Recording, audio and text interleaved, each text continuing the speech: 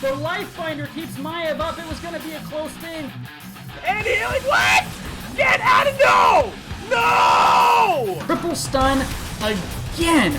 Big flanks coming out from the Blaze. It's a death metal, though. Death metal into the double, triple kill.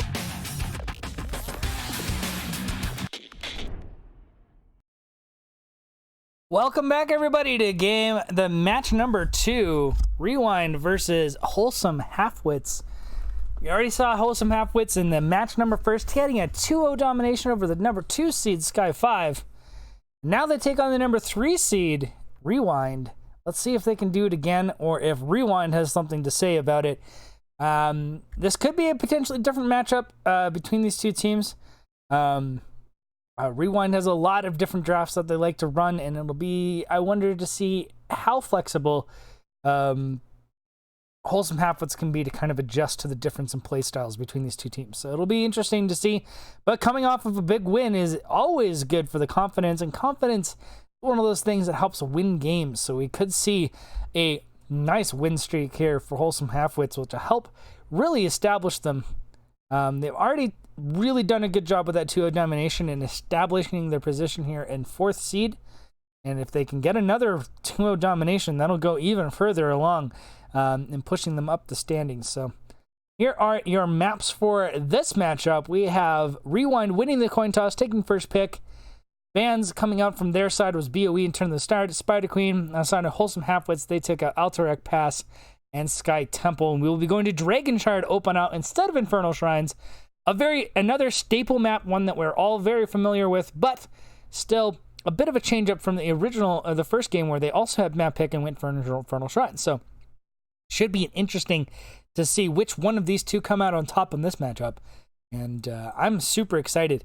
RewinD has a pretty good run. They dropped a map to Team Training Wheels in the first game or matchup of the season, and then have continued to dominate absolutely everyone with the one exception of losing 2-0 to Regen Ghost, who is the 5th seed currently, sitting right underneath Wholesome Halfwits. So, you know, if Regen Ghost could get that 2-0 domination, it's still very possible that we see Wholesome Halfwits come in and steal the show yet again in this matchup, and I'm quite excited for it. I can't wait to see what we get in this matchup. Ryokai, of course, a coach of mine, and has been helping Logical Decision improve their game for a season or so, or 2 seasons now, plus some if you include the 1 season we played in Heroes Lounge. So, you know, maybe a little bit of fanboy there, but I'm also a big fan of Wholesome Halfwits, a competitor from last season, a great scrim partner, and just a set of really solid, good guys that play the game competitively, you know, and do their best to show up every match and be the best they can, and really making waves here in Division A and doing a good job staying near the mid-top of the camp after being promoted in from last season. And you know, that's always good to see, is a Div B team moving up and then continuing to stay strong and grow and become a stronger squad for it.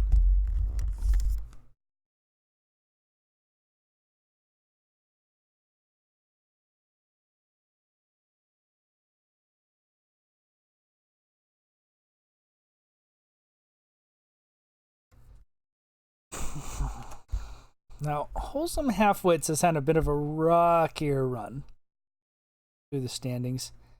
They've played the most matches of anyone, and with these 2 games, that's going to continue to be the case. So, definitely a friend to the mods in the sense that they have been making sure that they're keeping things in nice positions here. They did lose to Wipe Them Again. But this is a team that 2-0'd Regen Ghost, and let's keep in mind that 2-0 Wholesome where Regen Ghost is the team that has 2-0'd RewinD so far in the standings, so that's a really good thing. Now, they did lose 0-2 to Gilly Shark, which is not a surprise. Gilly Shark is kind of the powerhouse of the division. Team Training Wheels, the other team to take a map off of RewinD, also beat them in a 2-1 series, so that's a pretty close matchup between those two. Regen Retro has been making waves here recently, did take a 2-0 domination over Wholesome Halfwits. But then they have been turning it on. After the forfeit from Once Bitten Thrice Pie, they've picked up a domination over a few loose screws as well as Team Happy Cloud. And with that domination over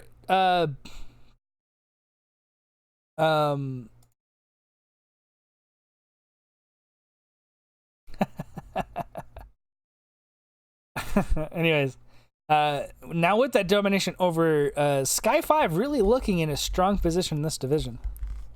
So I am ready.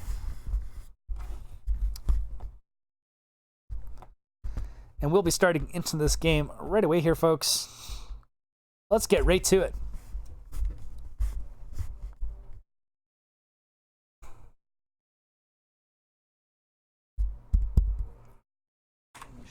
Alrighty. Dragonshire is where we want to be, folks. In match number 2 of the night. Game number 1 between these two teams. I am super excited. ETC going to be the first ban out. RewinD not wanting to see that hero. That's an interesting one that we can pop up here in the statistics department.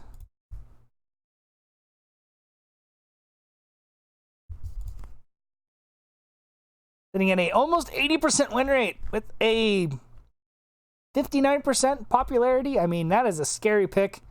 Not a surprise. Sylvanas going to be banned out. No one wanted to see Ryokai pick up that hero for free, especially not on this map where Sylvanas can get some seriously good value. Not as high as an 80% win rate from ETC, but a 58% win rate there from Sylvanas. Popular pick and a powerful pick regardless. Junkrat being the ban out here, and I like that. Junkrat is a fantastic pick on this map up and tends to get a lot of value. And look at that 100% win rate on the hero. Definitely warrants the ban. Both of those above 80%, so definitely something that you don't want to see from the other side. Smart bans coming up from RewinD, but equally smart bans coming up from Wholesome Halfwits. A little bit more targeted, but also strong. And Jaina is going to be removed as well. I don't know if that's another... I think that's another Ryokai hero. Not quite as powerful a pick. Popular, but 40% win rate means it's still sitting a bit on the low side. We're going to see Johanna picked up by Fade.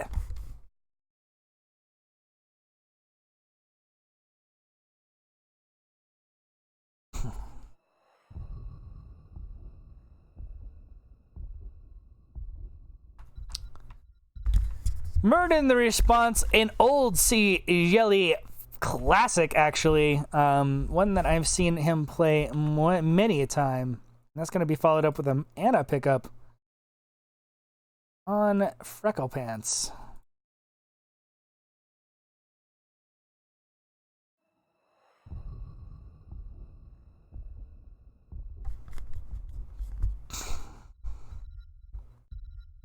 Murden stats are probably an interesting little tidbit to take a look at. There you go. Oh, reasonable. Not as popular as the other ones, and definitely not an 80% win rate like we saw. Imperius is going to be coming in, and it looks like this priority on this hero seems to be working out quite a bit for teams. Raynor going to be the pickup by Ryokai, and I think with Sylvanas off the table and a lot of the other options being a bit of a risky pick. A good safe bet there. I'm actually curious about Raynor stats. I don't think that there's something that I've popped up here in a while. 54% popularity with a 44% win rate. Still reasonable, but not an overpowered pick by any means. Gul'dan is going to get banned out here. Actually interesting. And Lucio was removed. I'm just going to bring up the stats for that. Lucio is a very good hero on the side of RewinD. Only a 40% win rate, but for who do you think right now? He's 7-7 on the hero. So the win rate is being propped up mostly by him there. I'm kind of curious about that stat too as well. Now here we saw this from yesterday's matchup that I casted with Arrow, where we see Irel being picked into Imperius, as it is actually a favored matchup. And Neutron is going to pick up the gray main, strong on the map, given all the rotation and camp value, a siege that you can get out of the hero. And in response, we're going to see Anduin as well as Maiev. Maiev, an interesting pickup. Again, a strong hero on this matchup. And Kel'Thuzad is going to round us out here. Crooked Smile getting onto an old classic pick. Actually curious about the Maiev stats. Not as good. Not as good as they've been. So we're going to update everything there. We have our teams. Good drafts on both sides.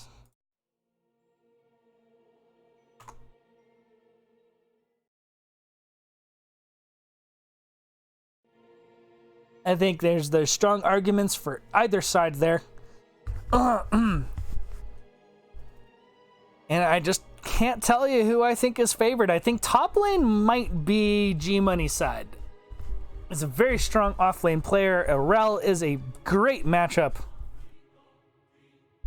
into Imperius, generally speaking.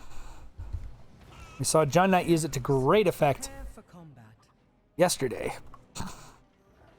against the Imperius. So we'll see if we see a similar effect here in game number 1. I guess we're starting on the red side. We have Freckle Pants on the Ana, Neutrons on the Greymane, Dr. Cieli on the Muradin, G-Money Drums on the Irel, and Crooked Smile playing Kel'Thuzad. That is Wholesome Halfwits. On the blue side, we have Chaotic on the Maiev, Ryokai on the Rainer, Doom Elite on the Imperius. Who do you think on the Anduin, and Fade playing Johanna?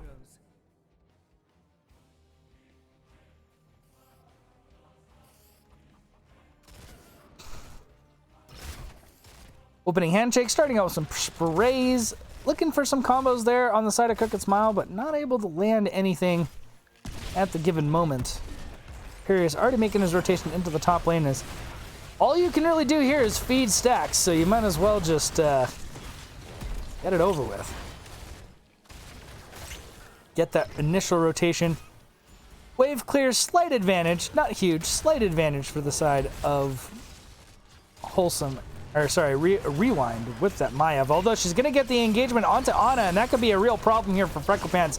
Doing his best to get out of there, but the return damage coming in from Greymane might be enough to get the kill. But we do see they pull back, and Muradin follows in, but he's going to go down as he overcommitted with very low health. And actually, Ana might just dodges the stun barely, and if that had landed, it was a dead Ana. Take control of the shrines.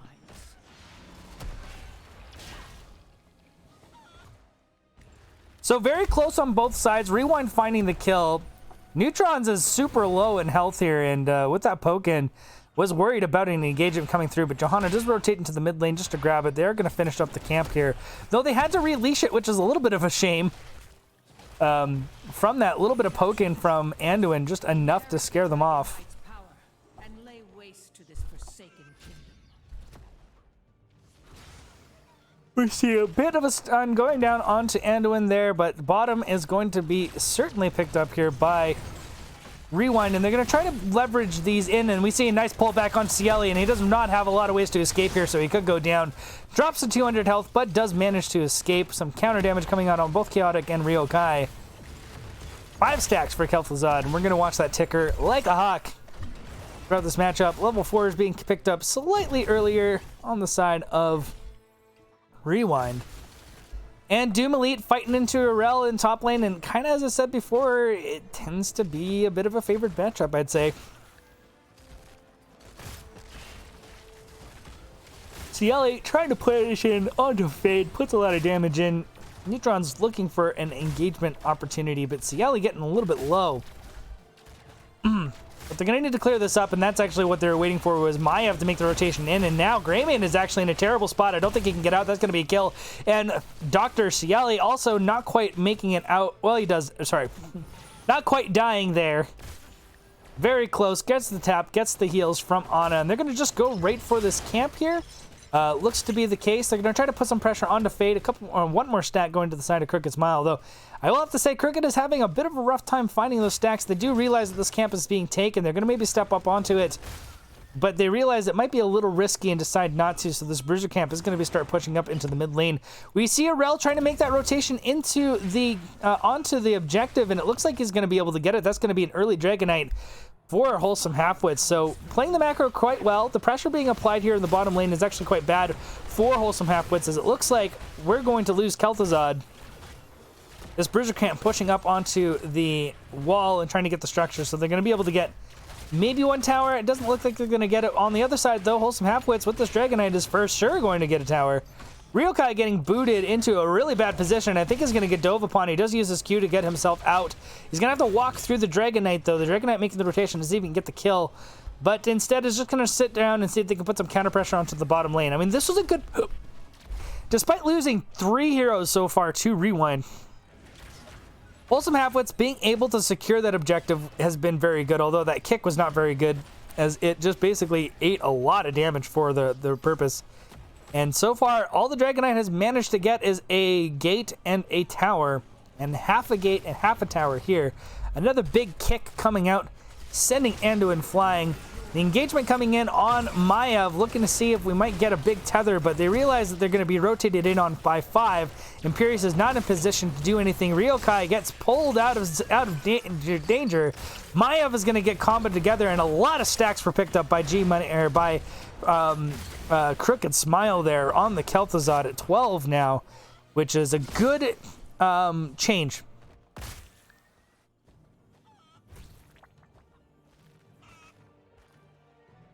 So so this game is kind of even. We do see a slight experience advantage, although G-Money getting super low there. I think he made the rotation here with a little bit of a low health bar in the first place.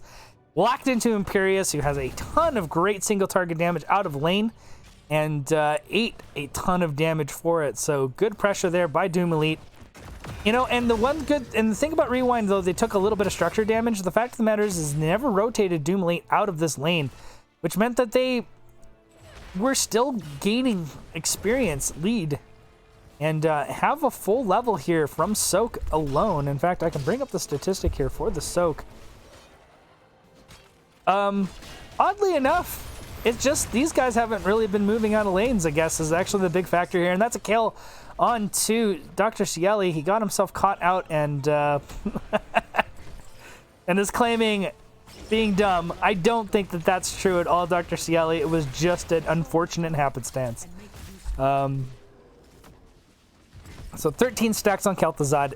You know, RewinD's doing a good job at slowing down how quickly Kel'Thuzad can get stacked. They're not grouping up, and that's going to be a Blessed Shield using tens to initiate here. And this is a bad spot for Kel'Thuzad, as he's going to go down, and Greymane is in no better spot. He might be peeled out just by the having Dr. Cieli come back from being killed at full health in there, and that heal from Ada keeping him alive. All kinds of good things happening for RewinD. However, this camp pressure here is going to be pretty tough for Doom Elite to clear, especially with Rel jumping on his face the whole time. He's not going to be able to push out that single target damage, but the bottom 4 does go down, and 10s are still not gathered here by Wholesome Halfwits. They're going to have to do a little bit of work here to see if they can get that turned around, but you know, there's still lots of game to be played here, so there is no guarantee that there's an advantage one way or another. Doom Elite, I feel like, could have actually really pressured G-Money in that situation, but I'm going to get down to the bottom lane, and we see an engagement coming in. Warden's Cage coming in to see if they can secure the kills, but it is Maiev that actually goes down, but Kel'Thuzad is dead yet again. He does get to 20 stacks. There goes the Light Bomb to see if they can secure the kill onto the Greymane, and that is going to happen. So a 2-for-1 trade there. You know, it's common occurrence with Maiev. You often do end up losing her on the engagement, but as long as you can clear out and get a couple kills for it, there's nothing bad about that. Anduin's going to face check this bush. Going to put a little bit of pressure onto a Rel. Gets a root 2 as well. That's going to guarantee the Dragonite, and their RewinD is getting their first Dragonite of the game. See if they can get a little bit more done with it. They're going to put Johanna in here, and I really like that. It allows Raynor to be able to continue to put pressure in with auto attacks onto structures. We see Ryokai making the rotation in with the Raider. And it looks like they are just going to focus down the mid. And, you know, this is undervalued And now the bottom is gone, so, I mean, where else are you going to hit? And they just don't feel confident in going into a keep situation, overextending in that lane and causing them some issues. And the good thing about grabbing this, and there is a nice stun onto Cieli. He's getting super low. This could actually be a bit of a problem. Re-engagement coming in from Irel, but the pull onto Ryokai. And that is going to be the Frost Blast that comes out. We do see the completion finally from Crooked Smile, but they're going to eat both their frontliners for that. And that's another 2-for-0 trade for RewinD here. Taking a lead, a significant lead here in the mid game.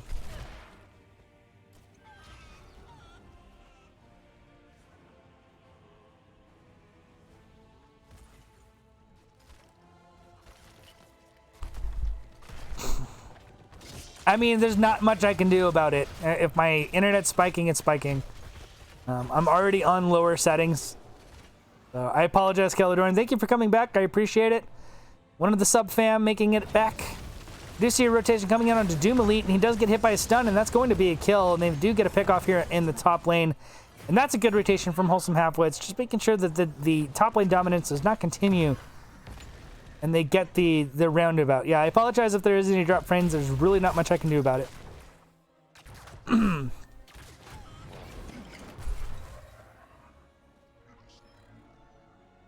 I haven't changed anything in my settings. So. It's just my connection might spike here and there. I can look at my stream and see if there's any bit frame drops showing up on the site. But that does mean I can't cast this. No, it says my bitrate is actually quite high. It's still sitting around 3,000, so it shouldn't be a problem.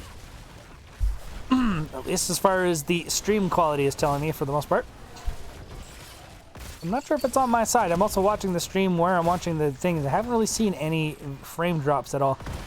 We see G-Many Drums looking for a bit of a flank here, but Light Bomb's going to pop down onto Irel. It does get hit by another follow-up stun. The Angelic Armament's coming out on Doom Elite to keep him alive. And there's a Warden's Cage and a lot of Q resets coming in here to put a lot of pressure onto Wholesome Halfwits, but they don't secure the kill. Anna does peel out. They are going to put the pressure in. They're going to see if they can get a kill here. G-Many Jumps, though, jumping into a situation where he doesn't have any health is probably a bit of a scary spot. Neutron's now getting hit by a Root. I don't think he can actually get out of this, and that's going to be a kill onto Greymane. This is a troublesome situation for Wholesome Halfwits, as the objective is available, and that is 2 kills. They're probably going to try to leverage the 3-man they can into the bot lane, but Frecklepants has to back out on the Ana.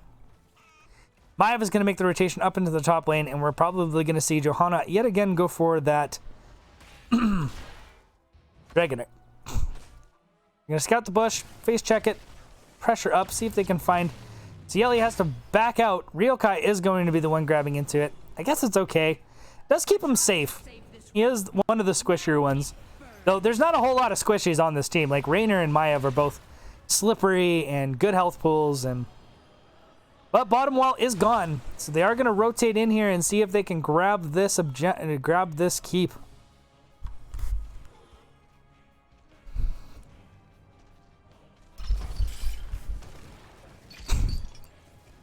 So just waiting for the wave, as they want that as an option to be able to push up into this. They're going to clear things out before they really make anything. Anduin making sure that it doesn't allow any, combos to come out from Kel'Thuzad, because that can always be an issue if you're too grouped up here. Kel'Thuzad can punish. There goes the Blessed Shield, though, off of the fort to put the pressure onto Crooked Smile. Light Bomb landing on 2, and that's probably going to be a kill onto Kel'Thuzad, and this could actually be a real problem, although the returning Kel'Thuzad, the good thing about that talent is definitely that, if you make any type of mistakes like that, you're not going to suffer from. Angelic Armaments is going to keep Doom Elite alive, but they do realize with the returning Kel'Thuzad that pushing in on this with the Dragonite is not going to happen. So while they do get a keep, I don't see them getting much else. So Ryokai's going to do his best to walk out of here. Maev trying to slow things down. They're doing their best to find this engagement because they need to get kills off of this to try to reestablish themselves back in this game. But only going to get the one. Imperious.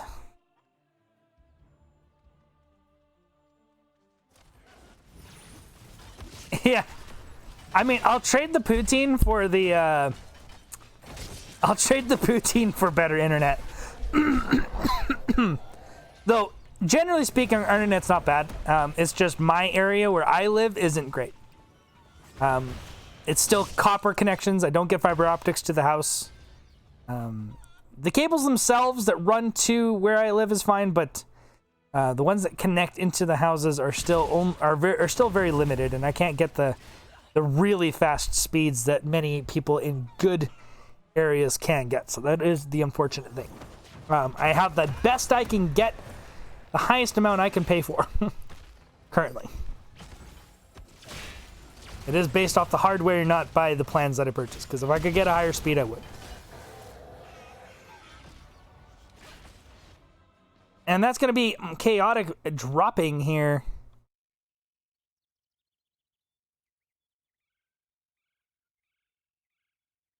Well, while we're at it, public service announcement. My subs are starting to drop off, so if anyone is feeling... I mean, do you put gravy on mashed potatoes?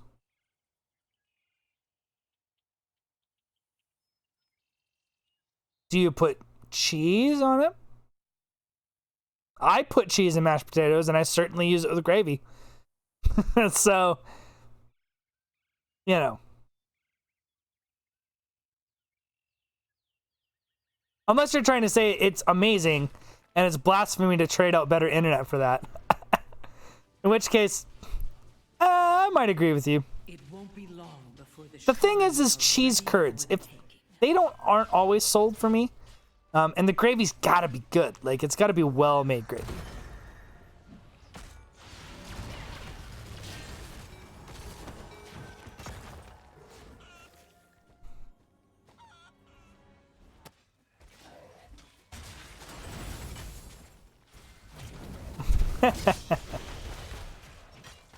So the camp was pushing up here in the top lane. I think I got myself a little distracted there. We had to see a double camp pushing up into the bottom lane, but they don't look for the push.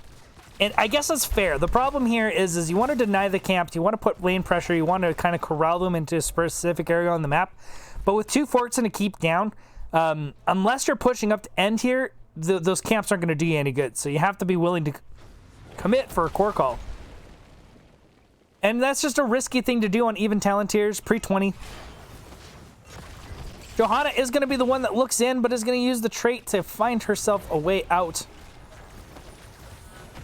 And so top lane is secured. 5 men in the bottom lane. Arel's going to split off to clear out the mid lane. And I think as soon as they see that, they're going to say, hey, we should engage.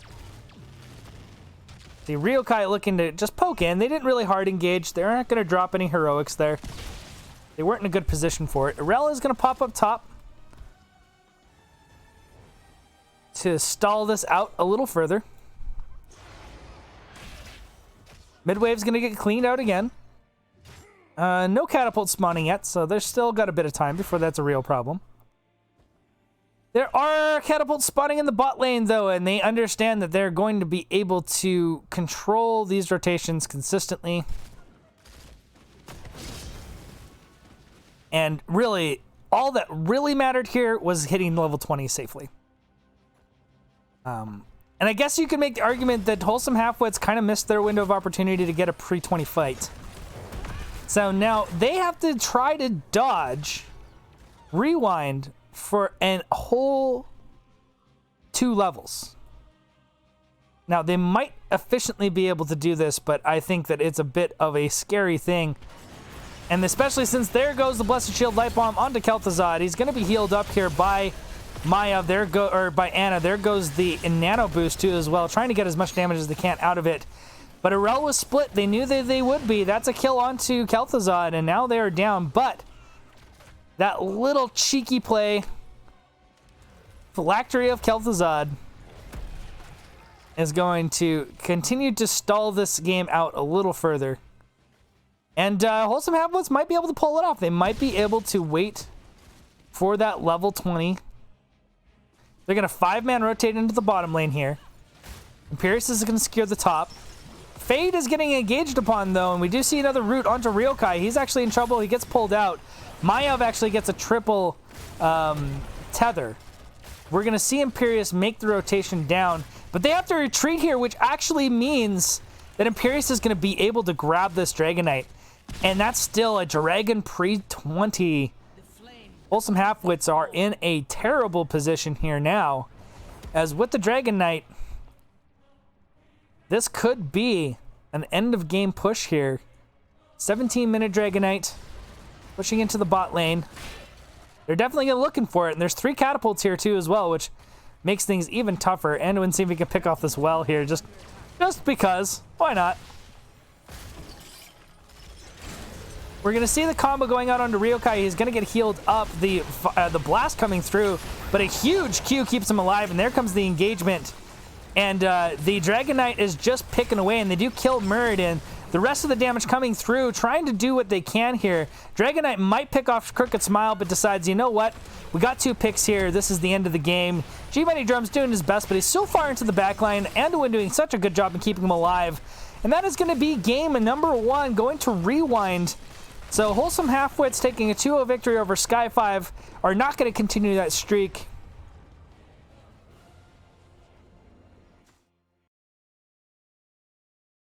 Yes, Keladorn, I am not surprised. Like I said, there were some things that came up and I haven't been able to do it.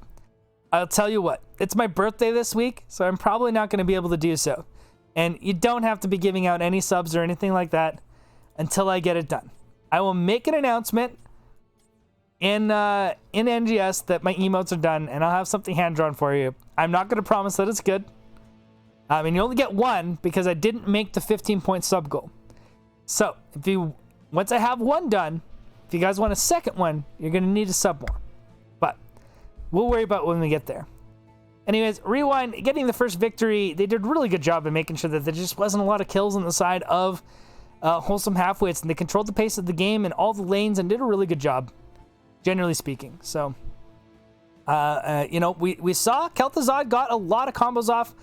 And he got good value out of that victory. Yeah, it's my birthday on Thursday, August 15th. So,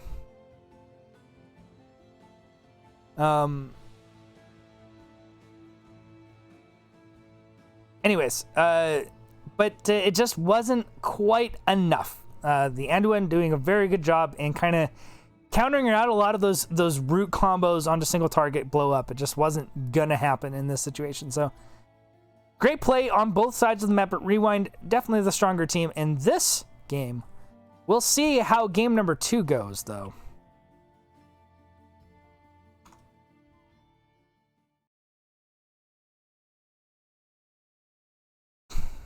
And we'll be right back.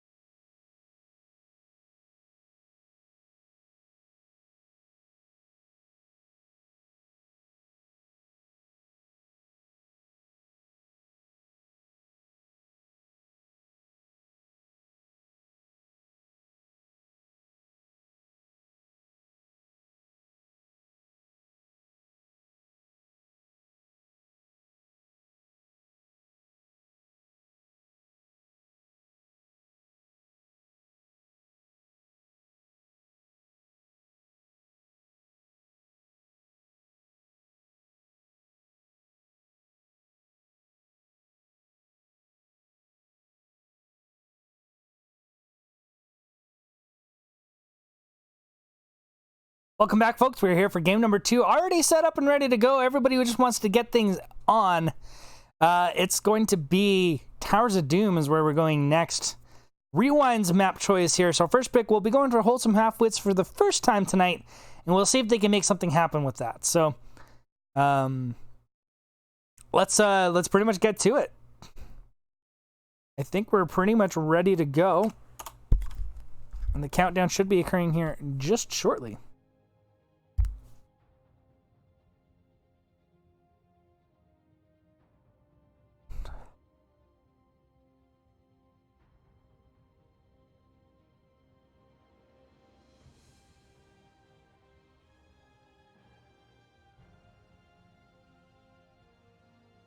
And here we go, folks, getting into game number 2, Towers of Doom.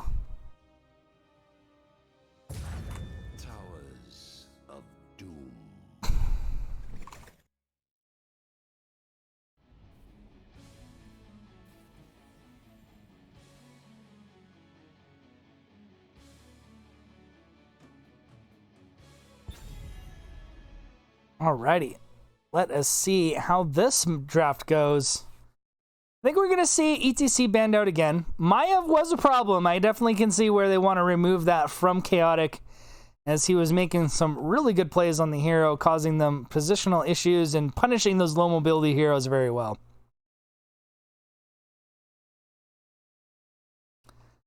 Zool, on the other hand, being banned out. I think we've seen this already. Not a huge win rate, but is a common ban against Wholesome Halfwits, and especially on this map where you can double soak. I think Zool's priority in that position is significantly better, and I need to fix something here. There we go. My bad.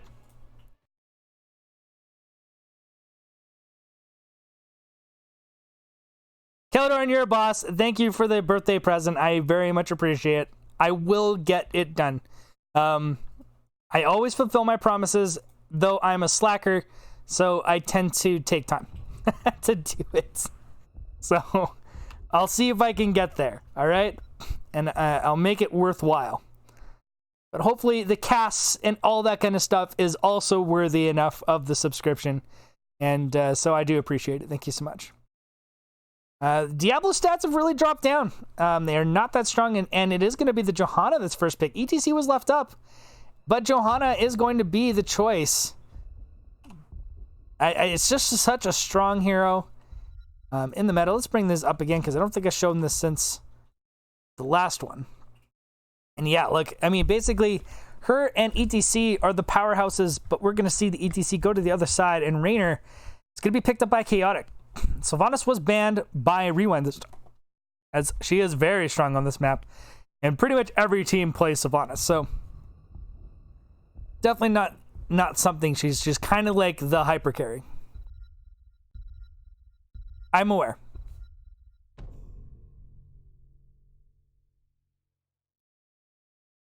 And I apologize. But in my defense, I had bronchitis. Wasn't a great month for me.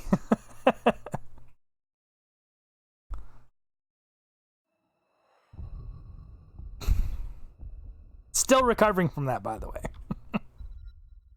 Li Ming picked up 50% win rate. Not a huge popularity, but in A seems to be working out pretty well. Greymane going to be banned. They just don't want to get those, like, go for the throat resets. That can just get nasty. They're going to remove it. Chen, though, has made it through in the draft. That's a strong pickup. I do think that we're still a 70% win rate on the hero in Division A.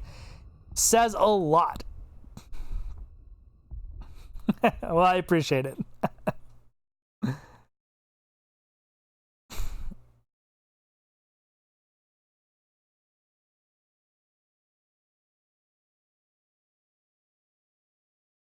Yeah, it does, actually. At least the doctor visit. It doesn't cover the prescriptions, but all prescriptions in Canada are subsidized by the government. So antibiotics for me that should cover any type of sickness like that typically only cost me about $30.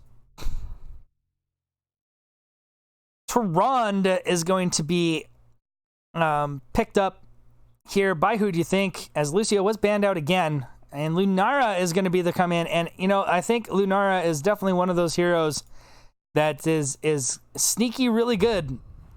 100% win rate. Definitely proves that for the most part.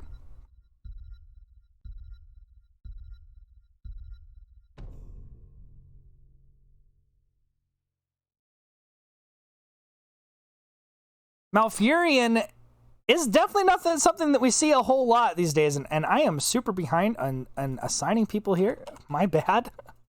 What am I doing?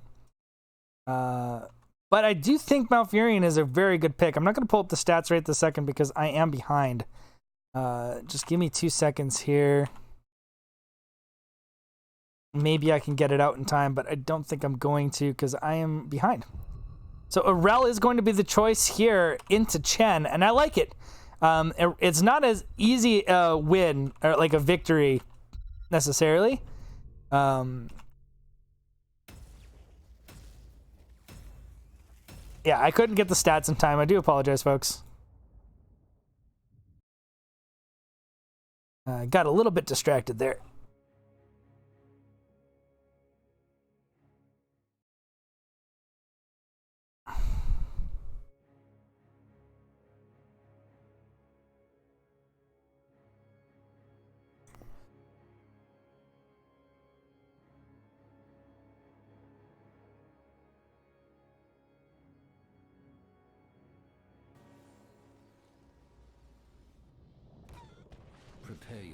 It probably is. I can't remember the things. A little secret that many people don't know is I actually am a dual citizen, and I grew up in the States. So some of the governmental issues and stuff like that, I didn't move back up here until 10 years ago. So some of the governmental issues and kind of cultural differences between the two areas were something new to me for the most part. And, you know, just like things like government inner workings and kind of how certain of the systems do work up here, I'm still not 100% an expert on. But I do know that they don't allow it to be like a for-profit kind of situation. So even without medical insurance of any kind, which you don't generally need, you get pretty good rates here on almost everything that you buy without having to drop really any extra money to do so. Prescriptions, you know, even the most nasty ones I've seen, I've almost never paid more than $100 for any subscription. So,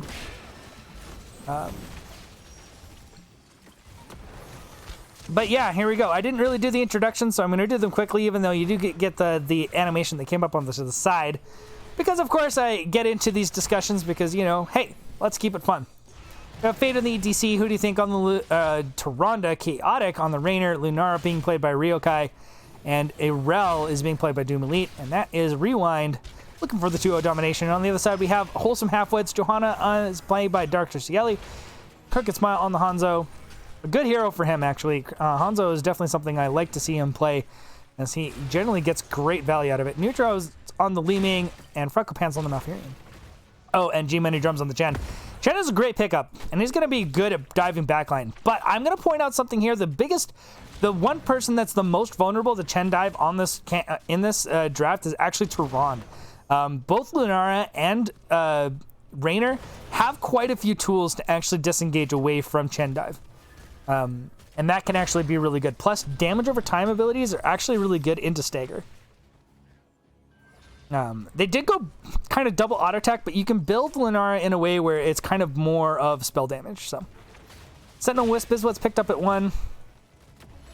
See, the rotations are slightly in favor of RewinD, as they were able to get this rotation into the mid lane or into the bot lane and actually poke out these camps.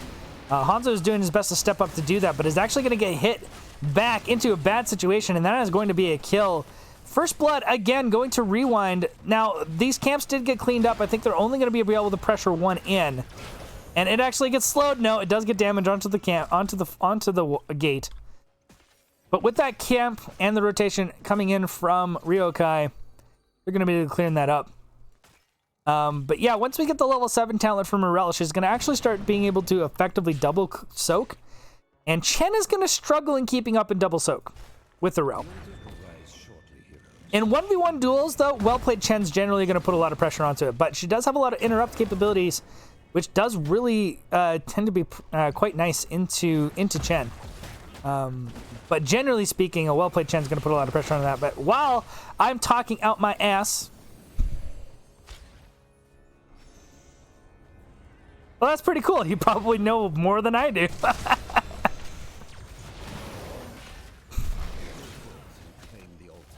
Yeah, I actually grew up in Washington State, and then I moved to Arizona. I lived in Gilbert until I turned about 18, and then me and my family relocated back up to Canada for work.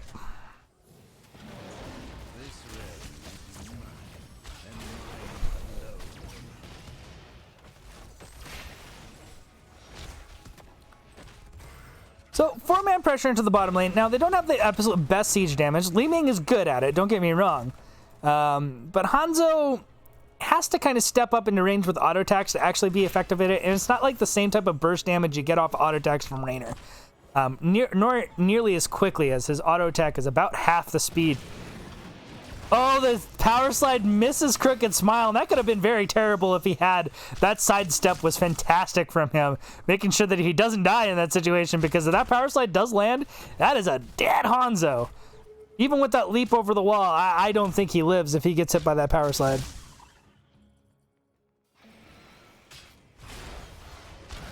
Now, ETC being focused down a little bit here, but he's going to get out of range of the root, so that's not going to come through. In the meantime, we're going to see the camp being cleared up by Chaotic, and who do you think, with Ryokai getting into the mid lane, using that Splintered Spear to get that early wave clear. So that's the combination, and I think this is a completely viable build. I'm generally playing on a team with a team member that tends to favor mages. So wave clear is generally handled for me. What we usually lack is great, consistent burst damage, which is one of the things I do like about choking pollen and why I tend to actually use that talent much more frequently. But if you've got great sustained damage in the auto attack department with a bit of burst on the side of, and look at this, we're going to see a bit of an engagement coming on to Dr. Cieli, and that is going to be a dead Johanna. Chen trying to get into the backline and do something now, but he's going to get knocked back by Doom Elite, and now that Staker is really causing him problems here, and he might actually go down the power slide, barely missing G-Money Drum, so he stays alive. That 1-2 combo from the stun could have been a kill, and that's going to be another objective here.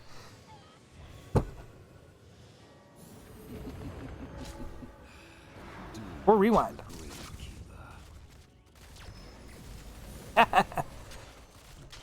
Except I am not interested in being involved in American politics. So. Lunara, though, finding himself in a bad spot and getting picked off by that combo. Lunara does have one major downside. Great mobility, lots of ways to stay alive, but if you get caught in any type of burst combo, especially an elite mean one, you're probably going to die. Also, I would never identify as Republican. And any self-respecting Canadian would never probably identify as Canadian. Or as a Republican.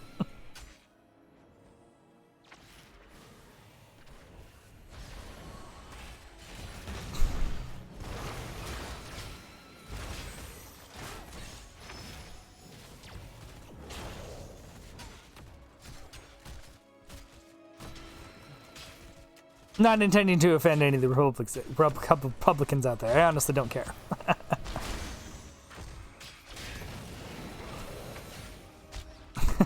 Don't most people do? I'm just kidding.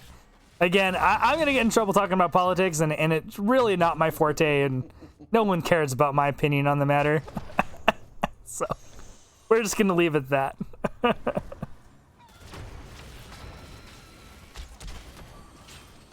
So back to just standardized rotations. We still see a slight half-level lead for the side of RewinD. And they do have a 36-28 lead in shots. It is Towers of Doom, though. Comebacks are a thing. And with that kill on Lunari, we can see Wholesome Halfwits starting to kind of catch up a little bit here. Leaping Strike going to be picked up to allow them a little bit more burst too as well. And Chaotic doing his best to actually channel this through. But while he wasn't interrupted, he quit channeling himself. Irel and Chen are fighting up here in this top lane, but it is actually Cieli that's getting low. But the rotation might be coming up for Chen, and he might actually be in big trouble here. I don't know if he can actually get out of this. They're going to be able to drop Storm, Earth, and Fire to stay alive.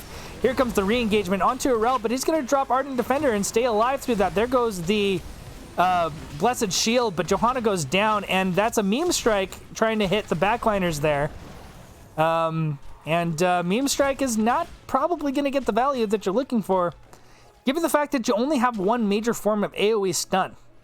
You also don't have Twilight Dream. You don't have a lot of ways to force people to be in that position. So, well, I can see arguments for Dragon Strike, and there are definitely instant.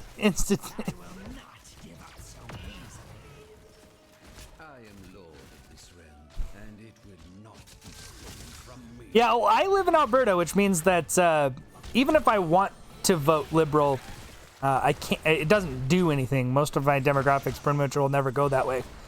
It's kind of the shame of the voting system in general in a lot of places you live. If you're in a blue state, you're going to be blue. If you're in a red state, you're going to be red, and there's really not much you can do about it. It's just the way it is. Of course, red and blue are reversed here in Canada, as Liberals are red and Conservatives are blue. Conservatives are a term for Republicans, basically.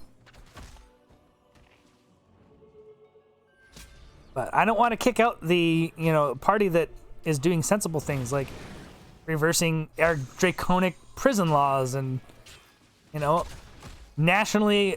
Oh, that's a great power slide into a mosh pit, but it does get interrupted right away.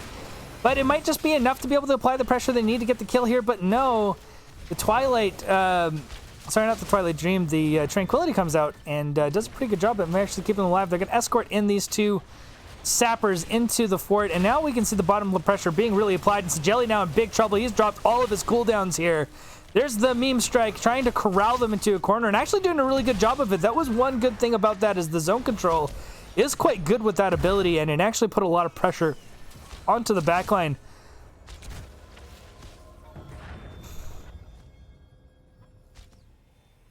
Lay claim to the altars. Do not disappoint me.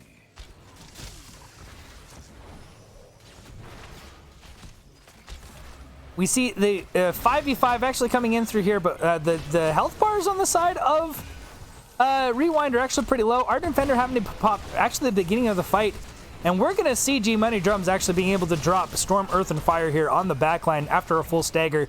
And that's actually going to be pretty rough here. Burst damage coming out. Doomily does not have a lot to save himself, but Jelly gets picked apart by Lunara on the backline, but Fade now getting dove upon. I don't know if he's going to be able to stay alive. And there's the resets coming in from Li Ming, but she might just die.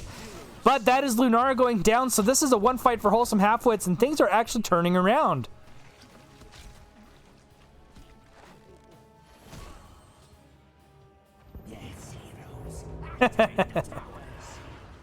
Right? Them crazy Canadians.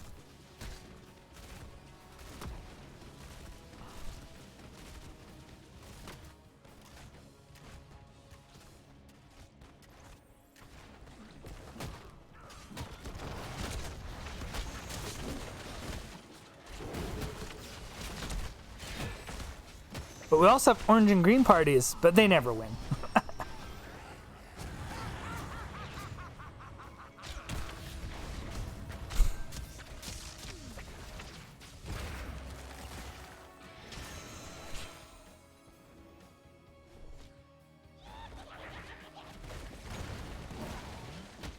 And it's funny too, because they're just varying forms of left.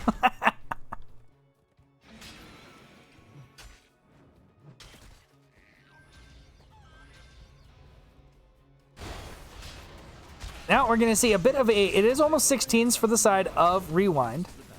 28-20, they still have a bit of a lead here on the objective. And they're continually rotating in Doom Elite into this bottom lane, which is really kind of helping. They get 2 lanes of soak and then rotate them in. So they clear up this lane and then they try to push these in. Orb isn't going to be able to be up in time to stop this next one coming through. They do try to drop, though. They do be able to kill 2. 1 does make it through, and that wasn't quite what we were looking for from RewinD. Chen still soaking up in the top lane, in the mid lane. 16s are just around the corner. And we're going to have unfair advantage, and this is where Lunara damage really starts to spike up. Now, Malfurion is one of the best. Oh, Doom Elite, he does get poked out, so Crooked Smile does get the delay in. Realizing that they were never going to be able to push in the bastion of defense that was the bottom lane there. They go for a cheeky play on the other side, and but unfortunately, all they could really do is delay, because I don't think they're going to be able to do much else. The amount of damage coming out from unfair advantage, putting a ton of pressure onto Cieli. When you're not in a...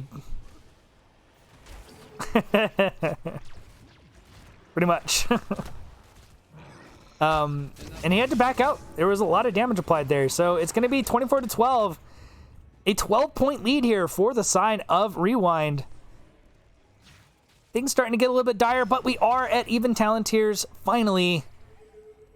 And they should be able to stay there for a good long while here. 43 kills each side. We see the poke out coming on to Fade. He is going to drop that mosh pit and does not get interrupted. Unfortunately, there was no Blessed Shield available for the interruption, and that was actually a fantastic timing off the use of that ultimate. And now we're going to see more pressure being applied onto Cieli. Fade taking a few of the shots from the core, or from the fort. But that's going to be a 3-for-0 in favor of RewinD. And now things are definitely starting to turn around. 4-for-0. Freckle Pants was not in a good position. That's going to be bottom fort going down. Chen wasn't able to make the rotation in time. And this is kind of the thing that we've been seeing a bit here from RewinD is they've been using that Divine Steed to get those rotations in from Arel, and her wave clears so fast that Chen is stuck up here dealing with this. And so he's just constantly making these rotations into the bottom lane, getting them a 5v4 advantage, and they're really been using that, leveraging that for the leads that they've been able to establish here in this game. And this has gone into situations that's pretty rough, especially with 3 camps, a full camp being completely pushed into the bottom lane. That's going to put them into 9. That means if they get 2 altars here, that could be game. And I don't even think they're going to bother playing for that. It looks like what they're going to do is secure their own and just push in this camp as best they can. In the meantime, we see Wholesome Halfwits realizing they need to do something, make something happen before 20s, so they're going to actually put pressure on the other side of the map here. No one can stay into the bot lane to stop that. There's no Dragon Arrow with the global to come in. And look at all this damage being applied. There's just too much coming out. And that's Frecklepants going down. Ryokai is still in a bad spot. He does get hit by the root. And that pressure from Chen was pretty substantial, but that's a 2-for-nothing trade. And 20s are upcoming. Boss is available in 35 seconds. That's going to be before Johanna can get back up. And that is a terrible spot for Wholesome Halfwits to be in. And 20s will probably have been gathered by that time, especially if they pressure in this top lane here, which looks like is going to be the plan, and they secure this fort. Because if they do that, that's going to prop them right into 20s. And with 20s, and with this popping it up in 10 seconds, they're going to be going right for boss. And that could be the end of the game. Has destroyed a fort.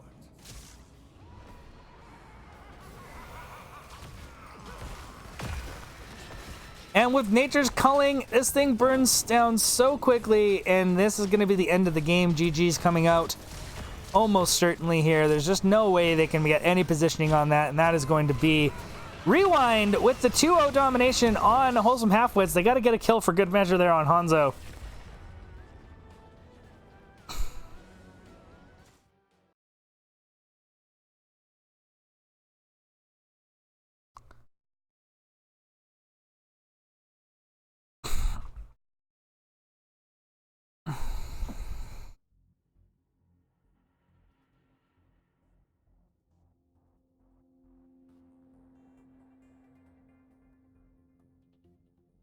That is your end of game results there. I mean, Crooked was doing a great amount of damage on Hanzo. And we saw some great opportunities in that, and a fantastic team fight in the bottom lane from Wholesome Halfwits. But it just wasn't enough. And then they got that 2-for-nothing aggressive approach onto the other side of the map that cost them, that turned, or into the bottom lane, sorry, that cost them 2 and then 4. And as soon as that went down and the tower went down, it was basically the end of it. Just make your own poutine. It's not hard. Put cheese. Make some fries. Put some cheese on it. And put some and make some homemade gravy. You can probably make a better poutine than I can tell you. And you know what? Cheddar cheese is not a bad substitute cheese curds. Cheese curds are all right. If you have to get anything from Canada, you need to order cheese curds. That's it. And really, they're just cheese curds. There's your talents. Everyone have a look before I go here. I'm going to get us into an interview here shortly.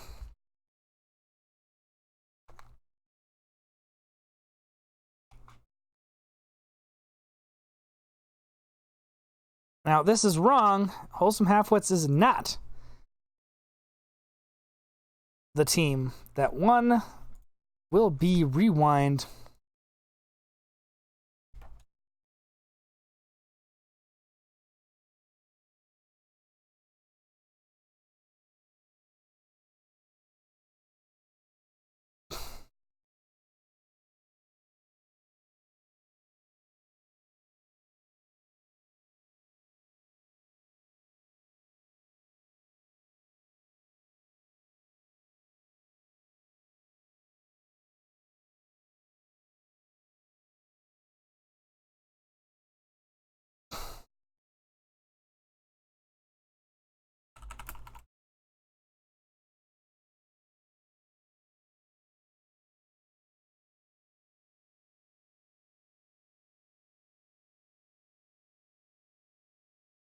Hello.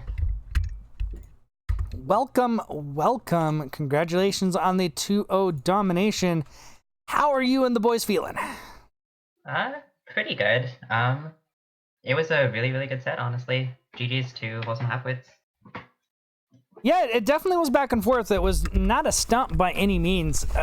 Both games having some good, back and forth, but still, when it came down to it, especially in game number 1, the pace was still very much controlled. The macro, after losing the first objective, in spite of losing the first objective, you guys were able to mitigate a lot of what they could do with it, and actually kind of exchanged it out with that bottom camp. Were you intending to give up the Dragonshire for that bottom camp, or was that just kind of how it ended up happening? I don't think we intended to let it go, but we noticed that it was about to happen, in advance, and we were like, okay, we can't stop this, so the best thing that we can do is just, get our DPS over there, just burn it down with Raynor as fast as we can, and, odds are it's not going to be able to do too much just because of, how much other value we have. Because I think we got the Bruiser camp prior to that. So it was just, they were forced to either go bottom and, use the Dragon Knight to effectively demolish the Bruiser camp, or, they just get value and we get value, and it's an equal trade. Absolutely. How frustrating was the resurrecting Kel'Thuzad? Every single time you guys wanted to push in and make something else happen, he'd pop back in after the kill, and you're just kind of like, oh man, we gotta leave. Honestly, we didn't even notice it until after, it'd be oh, we got the Kel'Thuzad, it's time to go, we finally got this core, and then we'd be like, oh, never mind, it's still a 5v5, time to turn around and go home. I think overall, the macro was solid enough that we were still able to get value out of the Kel'Thuzad picks, because even though he was dead, even though he came back alive, he still had to travel back to the team, right? So they had to retreat for some points, and that's where we got the value from. For sure. One thing I was curious about, and we saw it actually from both teams in both games, was the Arel pickup. In game number 1, we saw the Imperius into the Arel. I'm curious how you guys feel about that specific matchup. Were you concerned about it at all? And then kind of the turnaround onto Towers of Doom, the Arel into Chen. And I'm just kind of curious on your opinion on those specific matchups and kind of what your thought process is whenever those came up. Sure. So I think game 1 we chose the Imperius into the UL, right? Yep. And basically the game plan that we had was we had a Maiev, and Maiev is basically you can rotate wherever you want on that map, right? In the case if our Imperius was losing, I had the option to just rotate up to top, get some damage on the UL, and because of Imperius's kill pressure on UL, that usually results in favorable trades. In the second match, I think they picked Chen early, and we just wanted another frontline presence to pair well with our ETC, and we weren't sure if it was going to be a main tank or an offlane, but we eventually decided that having another tanky frontline versus that much poke would be a good idea there. What I noticed in game number 2, though, was that matchup actually ended up being a huge boon to you guys after level 7. Because of the swiftness of rotation from Divine Steed, Arel was always able to get into the bottom lane well before Chen was and turn almost every single fight into a 5v4. Was that something that you thought of kind of after the fact, or was that something that you were kind of banking on in the draft? No, we were definitely considering that in draft as well. We wanted our solo lane to have some sort of double soaking potential, even if it was just once every 2 waves or once every 3, as long as they had more wave play to compensate for the fact that Raynor Lunar don't really have the best wave play. That's really what we were looking for. And then Doom was obviously able to get quite a lot of value out of it, and even able to get force some 4v5s because of it. So well done on his end.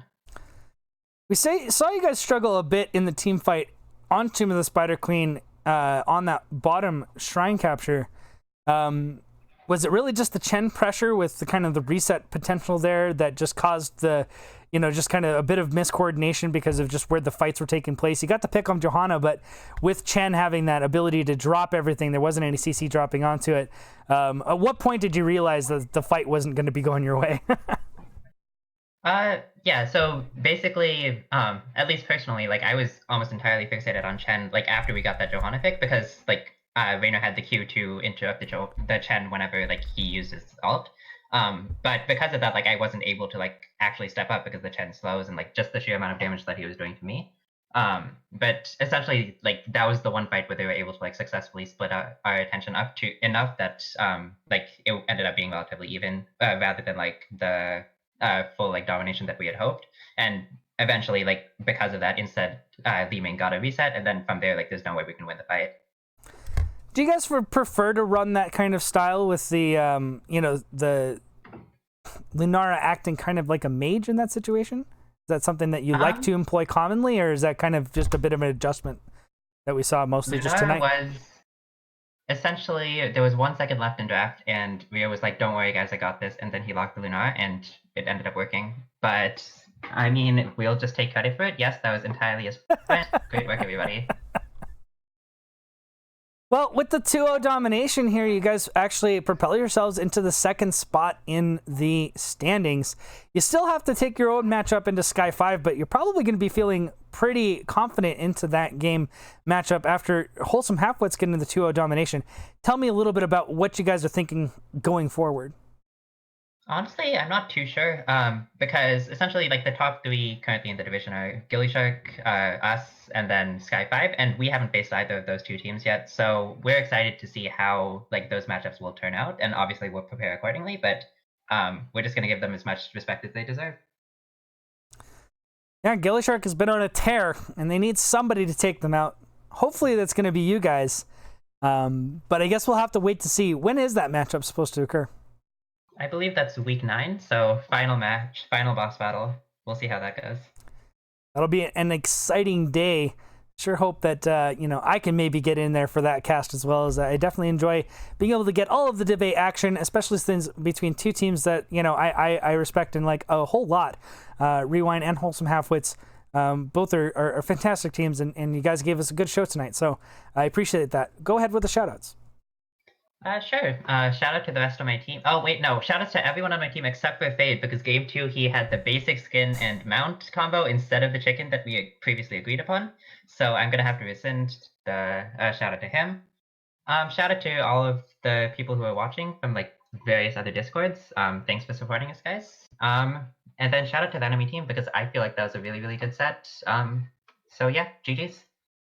Fantastic. Thanks for coming in for the interview. Again, Chaotic, I much appreciate it. And I'm probably going to be shamelessly attempting to bug you for some personal coaching on some of those dive heroes that you play that I need a little bit to get a little bit better. So prepare for that. Oh, yeah, totally. Yeah, just hit me up. Anyways, thank you for coming. Have a wonderful night. Congratulations. Thanks. Have a good night as well. That's going to be it for me tonight, guys. Thank you for coming. I appreciate all of the chat, everyone getting involved. The matches were fantastic. Both sets were just absolutely great.